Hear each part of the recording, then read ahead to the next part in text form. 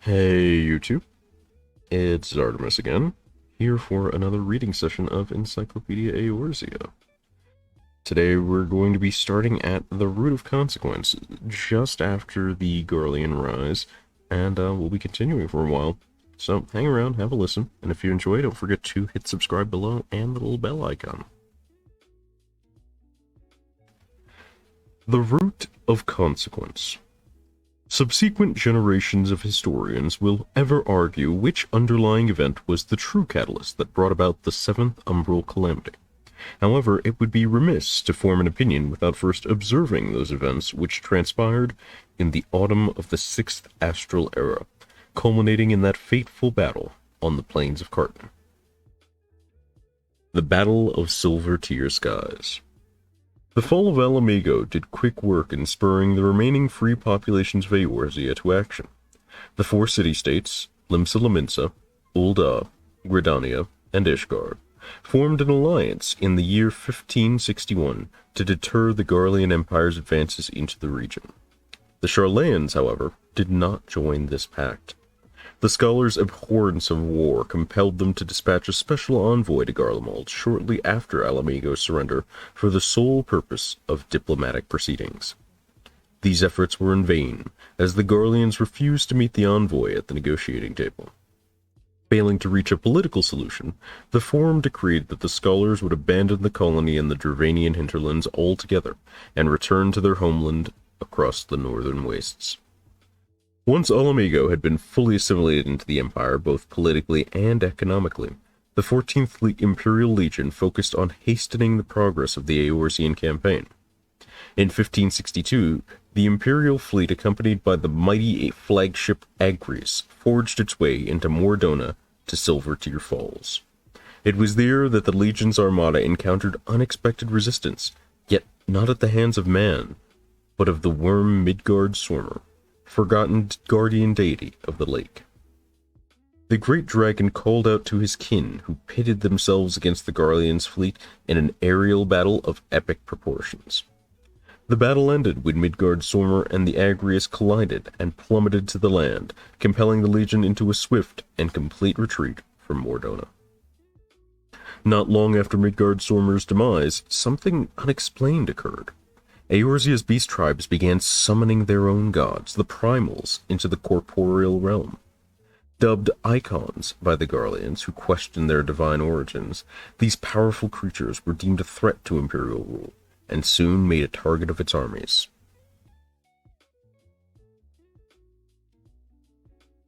Fourteenth Legion Legatus Gaius von Baelsar quickly observed the futility of engaging the icons in battle, as the vanquished gods were brought back time and again through the use of crystals and prayer. Moreover, there were increasing reports that the blessings of these primal beings were transforming men into fanatics who would turn on their own kind in the names of their new rulers. Without a proper military strategy to address the icon threat, Emperor Solus Zos Galvus would eventually order Baelsar to suspend the Eorzean campaign.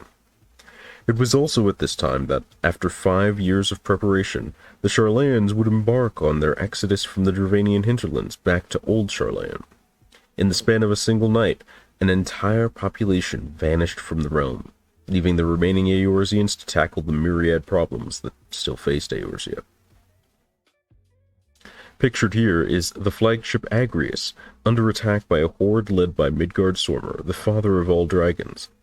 The hollow corpse of the great worm remains in Silver Tear Lake, perpetually entwined with the wreckage of the Garlean war vessel. The Age of Calm. The Holy See of Ishgard withdrew from the Eorzean alliance in 1563, unwilling to divert military power used fighting the 1,000-year Dragonsong War to efforts against the now idle Garlean Empire, citing the Emperor's suspension of their Eorzean campaign following the Battle of Silver Tear Skies. With the invasion halted, Imperial forces stationed in Alamigo instead began construction of Baelsar's Wall between the newly annexed Giribonian territories and Gridania.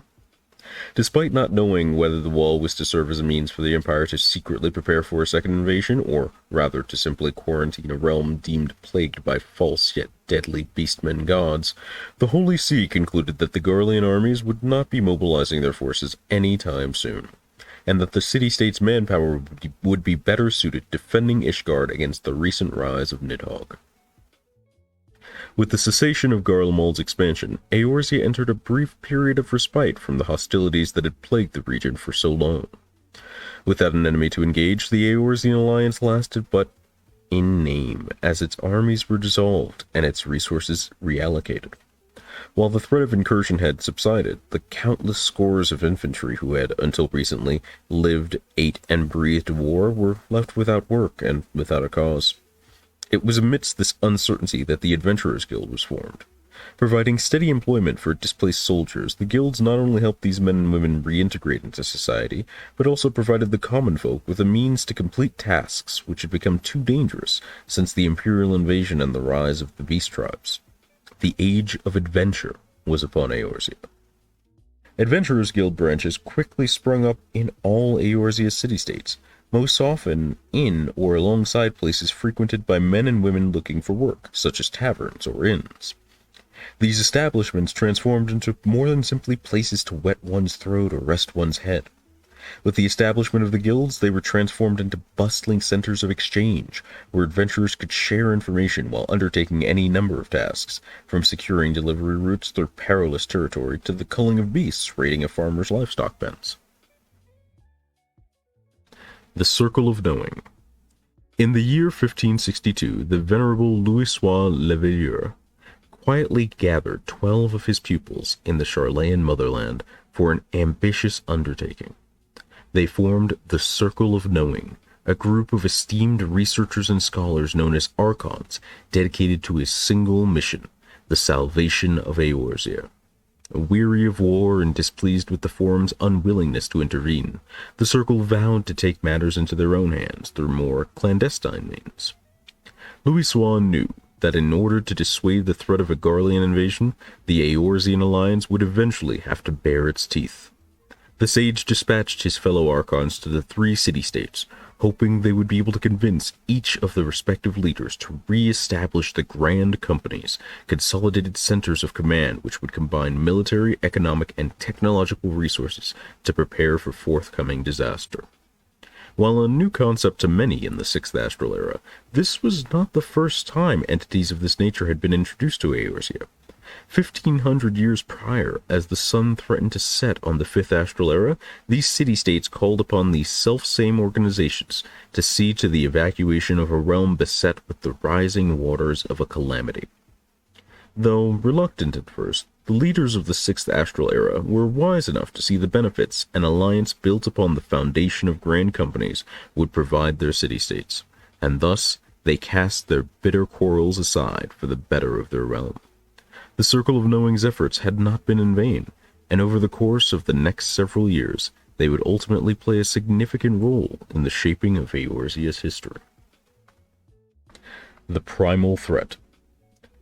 It took time, however, for the city-states to warm to the Circle of Knowing's pleas for unity. The realm had lost a common enemy when the Imperial Legion retreated back behind Baelsar's wall, lessening the necessity of an all-encompassing alliance. City-states instead turned their focus inward to territorial disputes with the local beast tribes, disputes which had increased in frequency and severity since the Battle of Silver-Tear Skies. The need to quickly and efficiently deal with the beastmen was reinforced by the fact that the tribes had begun summoning ethereal entities considered by the tribes to be the deities from which their forebears claimed descent. These beings were widely known as primals, or the first beings. Pictured here is a 1564 report by the Mithril Eye on the incident at Amaginus and Sons Mithril Pit T3, wherein the site was attacked by a colossal, fire-breathing beast. This broadsheet is the first summoning of the primal Ifrit recorded in detail. A particularly alarming incident involving a primal arose in 1564 when a Malja from the plains of Pagathan summoned their god, Ifrit, in an effort to reclaim Zanrak, ancestral land sacred to the tribe. As their god wreaked havoc in southern Thenland, laying waste to a mithril excavation site operated by Amagina and Sons Mineral Concern, the tribe's army marched on outposts garrisoned by Ul'dah, overwhelming the unprepared soldiers and reclaiming the land as their own. This was, however, not an isolated incident. The Kobold and Sahagin tribes of Vilbren had also been granted the secrets of summoning primals, and began doing so with increased frequency. Though much of the realm cowered at the beastmen's newfound might, there were those who refused to be intimidated, and instead welcomed the opportunity for fame. It was during this tumultuous time that a death or glory band of braggadocios known as the Company of Heroes made a name for itself, hunting down the self-proclaimed gods who plagued Limsa Lominsa. These acts of bravery, however, had little, if any, effect on the balance of power within the realm.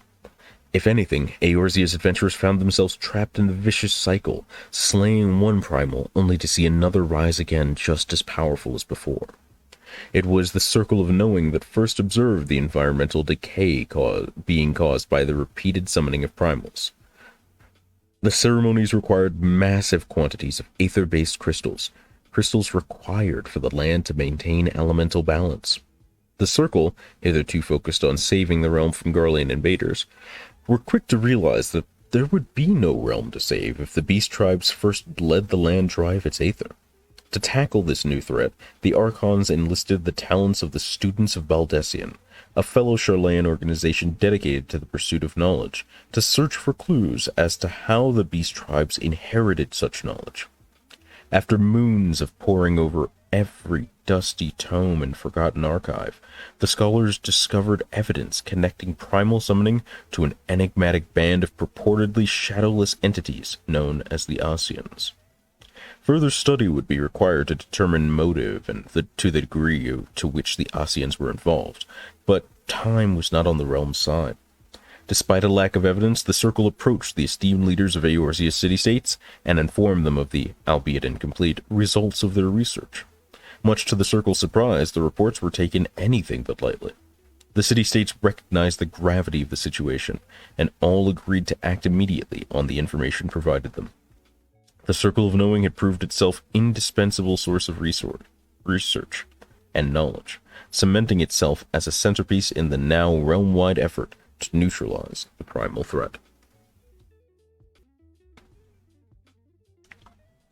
Revival of the Grand Companies. The temporary respite from Garlean hostilities appeared to be nearing its end by the year 1570, when the airship battalions of the 14th Legion moved to occupy the airspace above Baelsar's Wall.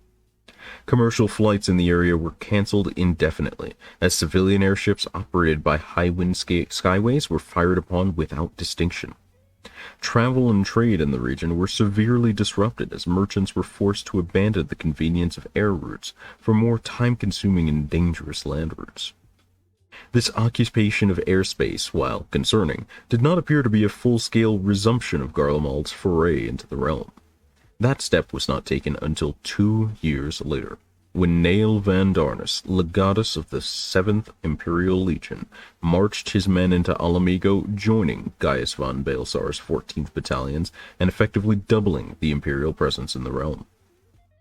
Darnus's presence in the region confirmed the Eorzean leaders' fears and provided them more than enough cause to embrace the Circle of Knowing's plan to re-establish the Grand Companies. Their purpose set, the city-states moved swiftly to pass laws granting power to the newly formed Maelstrom of Limsa Lominsa, the Immortal Flames of Ul'dah, and the Order of the Twin Adder in Gridania.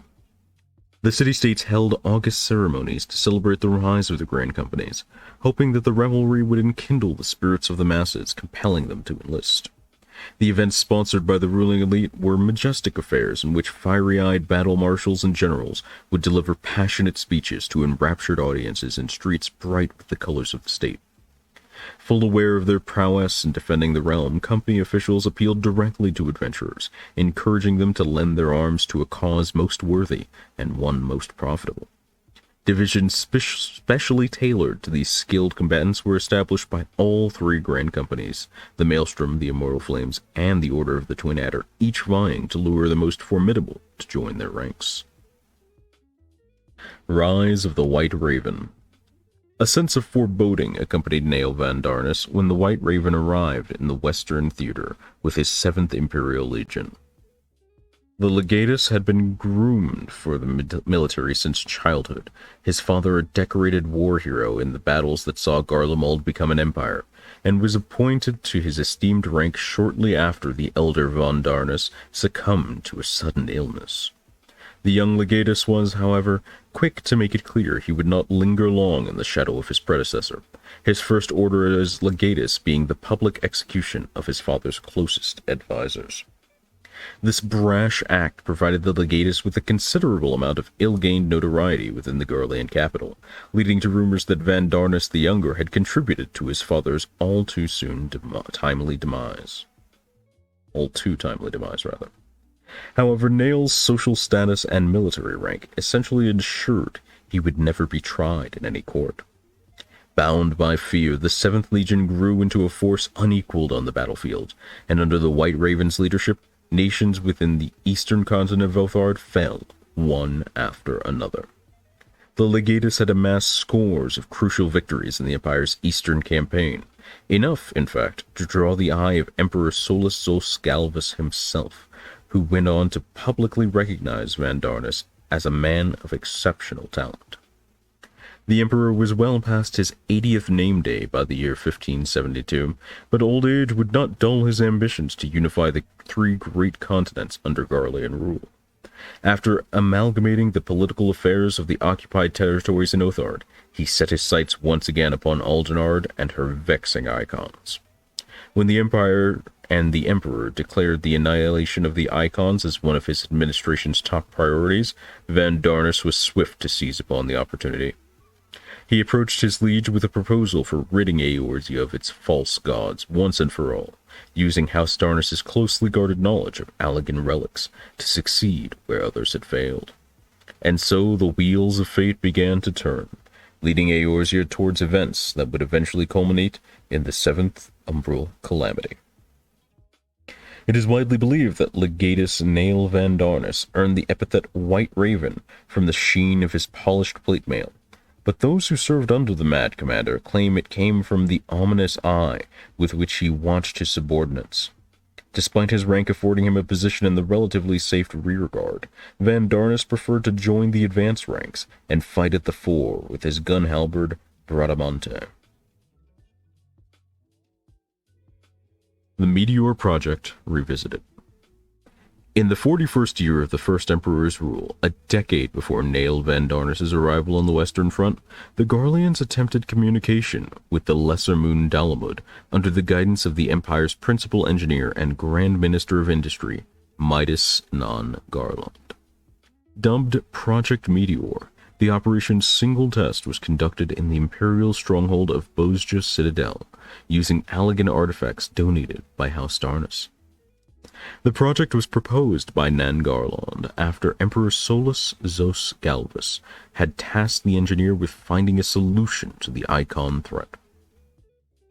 From records discovered within the artifacts, the Grand Minister was able to glean that the armies of Alleg had also exchanged blows with the icons, eventually conceiving a method to overcome the beings.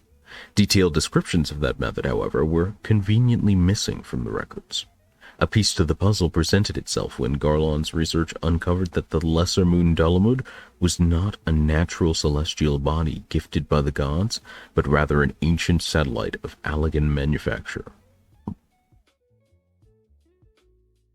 Nan Garland surmised that within the moon's metallic nacelle slumbered a great source of untapped energy, forgotten power, which could transform the moon into a weapon of absolute destruction if pulled down from the skies and unleashed upon Eorzea. The moon would serve as the Empire's own Meteor. The Meteor project was soon drafted, and the tantalizing prospect of an all-powerful weapon was met with broad approval within the Imperial Court. Mere days after receiving the Emperor's blessing, Nan Garland would travel to the Garlean city of Bozja to conduct the first attempt to communicate with Dalamud. The immensity of the satellite's power was indeed confirmed that day, but at a disastrous cost. Nearly 5 millennia worth of amassed energy was directed by the moon to the Citadel's makeshift transmission tower. The beam emitted by Delamud was so intense that not only the tower but the entire city was evaporated in an instant. Efforts were made by the Imperial censors to hide the event from public scrutiny, but the vanishing of a major commercial center was too big a secret to suppress. News of the catastrophe quickly spread across Hydaelyn, and later became known as the Bozja incident. The loss of Midas Nan Garlon, the lunar transmitter, and the entirety of the Allagan records stored at Bozja Citadel seemingly sealed the fate of the Meteor project. The Emperor declared that he had no interest in power of such an unpredictable nature, and ordered that the project be dismantled immediately. Nael van Darnus, however, was not yet ready to abandon his obsession with the Meteor project, refusing to allow the efforts of House Darnus to be left for naught. After learning of his deployment to Eorzea, Van Darnus knew his wait was over, and seized upon the opportunity to appeal to the Emperor regarding the merits of resurrecting the project, claiming he had discovered a means by which to successfully control Delamud. After enduring a decade-long stalemate on the Eorzean front, the aged Emperor, impatient to solidify his legacy before his death, had once again become willing to entertain the notion of a realm-wide cleansing of the Beastmen and their icons. Thus, the second phase of the Meteor project was commenced. Delamud has long had a place in Eorzean mythos. Before its fall, the Lesser Moon was widely believed to be the loyal hound of the goddess Menfina, and as such appeared in many religious works of art. Needless to say, discovery of the moon's true origin forced many of the realm's more devout denizens to question their faith. Solus Galvus made a name for himself as a decorated legatus in the Garlean Republic, gaining popularity by proposing the integration of magitech, previously only used in industry, into Garlemald's army and using it to subjugate Ilsabard's northern provinces. He had seen but 30 summers when he overthrew the Republic's ruling party and crowned himself emperor in a bid to institute an imperial regime. His reign would continue for more than 50 years until his death in the first year of the 7th Umbral Era. A three-sided struggle. With the second phase of the Meteor project underway, Nael van Darnus proceeded to stockpile the energy that would eventually be required to facilitate Delamud's fall. The legatus asserted that for Meteor to succeed, the Empire would need to both acquire massive quantities of crystals, as well as secure areas found to exhibit high concentrations of aether. As the Lesser Moon turned deep crimson, the 7th Imperial Legion deployed Magitech-equipped squadrons throughout Eorzea to harvest crystal nodes, while still others were tasked with seizing the Black Shroud's Toto Rock and the Dismail Darkhold in Coerthus. The Imperial garrison also worked to excavate the remnants of Allagan technology left behind in Eorzea, actively seeking any records which could prove useful to Nael's engineers. The Grand Companies, though wholly unaware of the 7th Imperial Legion's motives for this most recent incursion, sounded the alarms.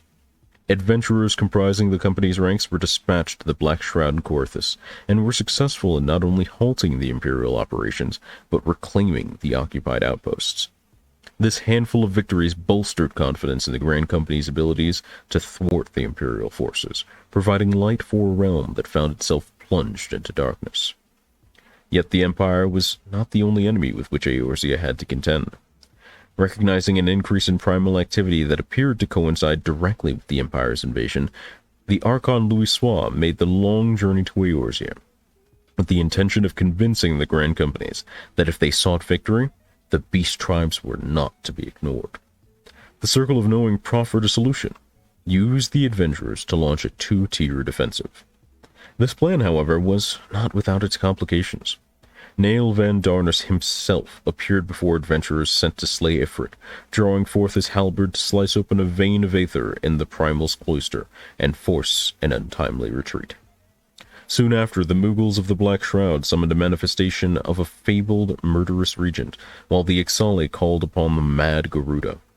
The Circle of Knowing scrambled to gather intelligence on these primals, and the tribes who had heretofore been unable or unwilling to summon them. Under the Archon's guidance, the adventurers were successful in their endeavors to temporarily quell the Beastmen's wrath. Yet it became clear these were hollow victories when it was discovered that the flood of aether which flowed from the primals upon their demise did not return to the land. It was instead being absorbed into Dalamud. The realm, it appeared, could not be stopped from sinking ever deeper into chaos. In the days preceding his death, Nail Van Darnus was completely consumed by his obsession with Dalamud. His manner became increasingly erratic, and he spoke quixotically of sacrificing his body and soul to the Red Moon. Some post-calamity discourses argue that it is highly likely that his sanity was being compromised by the influence of a primal. Infiltration of Castrum Novum. While the Grand Companies were preoccupied with the Primal Menace, the 7th and 14th Legions were nearing completion of Castrum Novum. A formidable outpost in the corner of Mordona, the Castrum would play a crucial role in Nail Van Darnus' Eorzean campaign, housing within its walls a replicated lunar transmitter. Little time passed before Castrum Novum caught the attention of the master engineer Sid Nan Garland, founder of Garland Ironworks and refugee from Garlemald, whose vast knowledge of Magitech weaponry had proven invaluable to the Eorzean leaders. Garland had learned from intercepted documents that some manner of transmission apparatus was being erected in the fortress, and knew all too well what the Garleans were plotting, for he was the son of none other than Midas Non Garland, leader of the first phase of the Meteor project, who perished in that fateful experiment at Boster Citadel. Conducting further investigation, Garland was alarmed to discover that the lunar transmitter was already operational, slowly but inexorably pulling Dalamud towards the atmosphere on a collision course with the planet. He appealed to the Grand Companies for emergency assistance, and the 3 leaders of the city-states spared no time in reforming the Eorzean alliance, which had existed in name alone for so long, pooling their military resources for a joint operation. The mission to destroy the lunar transmitter was an ambitious one. A handful of platoons from the Grand Companies would lay siege to the Castrum's front gates as a diversion, while a party of formidable adventurers would infiltrate from behind, dispatching Imperial patrols before entering the inner chamber to destroy the ceruleum generators fueling the transmitter and render it useless. Morale was high in what was considered a pivotal moment in the Eorzean alliance's stand against the Empire, and the operation was a rousing success. The band of adventurers engaged both man and Magitech within Castrum Novum's walls, and by their hand the lunar transmitter went up in flames. It was during the Alliance's attack on the lunar transmitter that the Imperial Legion first deployed the unmanned Magitech units known as Vanguards. In addition to being utilized in offensive maneuvers against the Eorzean Alliance, the Vanguards were also placed in defensive postures along the walls of Castrum Novum. To kill a raven. The adventurers had accomplished their objective in deactivating the lunar transmitter. However, they were afforded scarce time to celebrate their triumph, as Nail Van Darnus greeted the squadron in the inner chamber. He delivered what the histories would describe as a convoluted tirade at the Eorzean Alliance's brazen attempt to foil his plans. Before vanishing from the castrum, Darnus delivered a final message to the adventurers that was alarmingly clear. The lunar transmitter was no longer needed to bring about Dalamud's fall. Astrological observations thereafter would confirm the Legatus' words. Despite the dismantling of the apparatus, the Lesser Moon continued its descent. Reconnaissance was immediately dispatched to ascertain Van Darnus' whereabouts, and it was soon revealed that he had fled in the general direction of Coerthus. A council meeting of the Eorzean Alliance was convened, as some surmised that the Legatus had anticipated the storming of Castrum Novum, and was already possessed of knowledge that would ensure the Red Moon's plunge to the surface. Urian J. Augerelt, of the Circle of Knowing, contributed his own research, linking the Lesser Moon to the ancient Allag. That's weird. Don't like that. Sorry, there's a strange wet patch in the book. The Archon's report also spoke of scores of Allagan ruins in the Fields of Glory, and the leaders of the Alliance had little doubts that the Legatus had set course for the Eastern Lowlands. It looks recent, but I haven't... Oh, I kind of get what that might be from, actually. Yikes. 3 reconnaissance units, One from each of the respective grand companies were tasked with surveying the lowlands for signs of Van Darnus, but none survived a barrage of enormous pieces of meteoric fragments that rained down from the lesser moon. Observers in the area soon discovered that the trajectory of the rocks upon their comrades' positions was no natural phenomenon, but a deliberate assault. In their report to the Alliance, they spoke of how they witnessed a chain of crags floating above the land, the most central of which was emitting a single beam of light into the heavens towards Dalamud, in the selfsame wise that the lunar transmitter had at Castrum Novum. These were the Allian ruins from the Archon's report. So it was that the Council of the Eorzean Alliance arrived at the conclusion that, for the sake of the realm's survival, Nael Van Darnus must be stopped by any means necessary. A small group of adventurers rose to the task, and Sid Nan Garland offered them passage to Rivenroad, the center of their floating islets, aboard his airship, the Enterprise. It was there that the adventurers would clash with the maniacal Legatus in a battle to the death. For all the White Raven's power and might, it would be his last stand, as the adventurers dealt the final blow. Upon his death, the squadron escaped from Corythus as the islets crumbled, strewing debris across the land.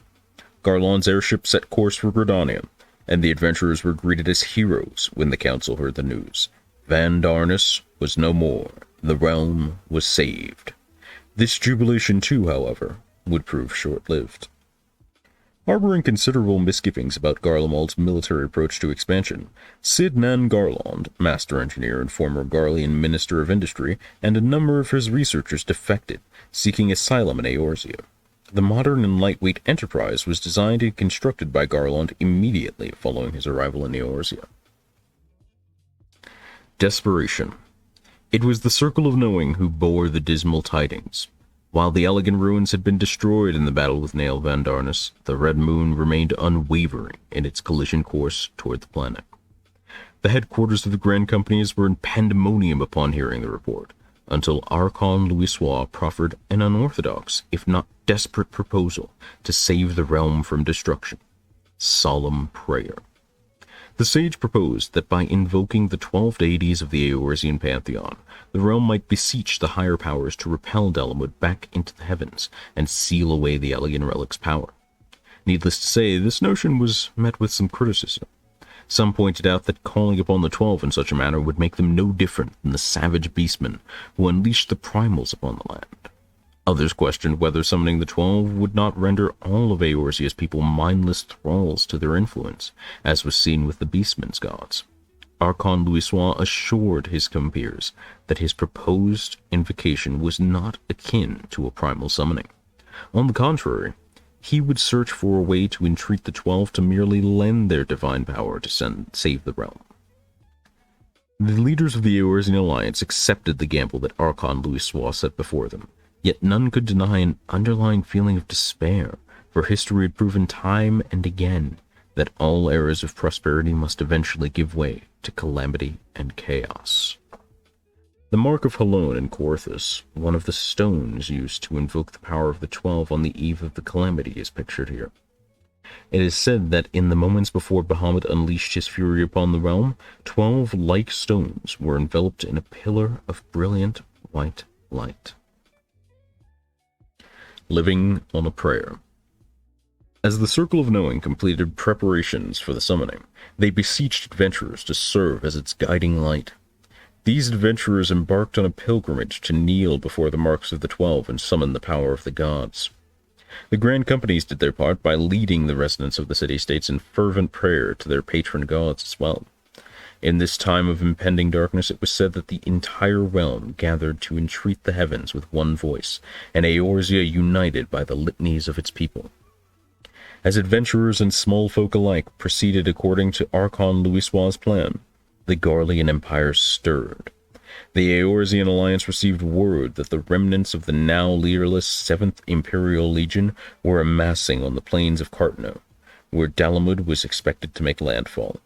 This information had come from the most unlikely of sources, Gaius van Baelsar, legatus of the 14th Imperial Legion, who appeared himself before an adventurer making his pilgrimage. The legatus relayed to the adventurer that the men of the Seventh had become as fanatical as their commander had before them.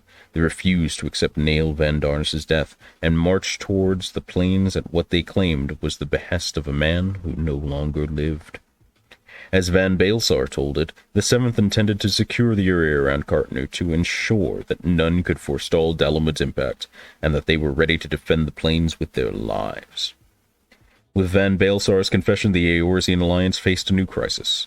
To complete the summoning ritual that Louis saw in vision, the final invocation would need to be made directly beneath the Lesser Moon.